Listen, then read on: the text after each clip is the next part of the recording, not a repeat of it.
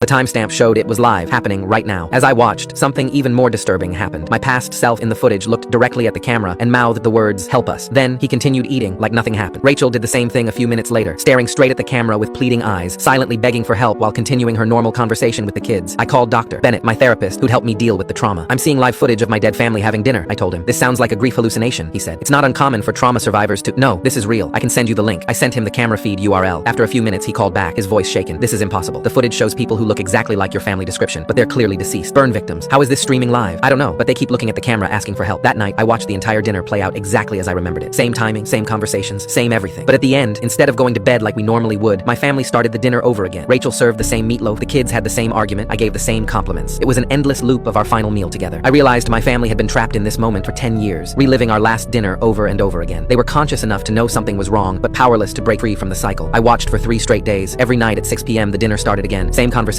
same actions, same desperate looks at the camera. But on the third night, something changed. During dessert, my past self looked at the camera and spoke directly to me. "The fire never ended," he said, while the rest of the family continued eating. "We're still burning, still trapped in that moment. The pain never stops. How do I help you?" I said aloud to my computer screen. "Come home," Rachel said, looking directly at the camera. "Join us for dinner. Complete the family. We've been waiting for you," Lily added, her burned face smiling. "Daddy, why didn't you come with us?" Marcus asked. I realized they thought I had survived the fire, but I hadn't survived. I had died with them that night. I looked down at my hands and saw the same burn scars that covered my family in the footage, the same injuries I'd been ignoring for 10 years. I checked my reflection in my computer screen and saw my own burned face staring back. I hadn't been watching my family from the outside. I had been part of the loop all along, just experiencing it differently. The live footage wasn't coming from security cameras. It was my view from inside the time loop, watching our eternal dinner from my seat at the table. And tonight, I was finally going to remember that I never left.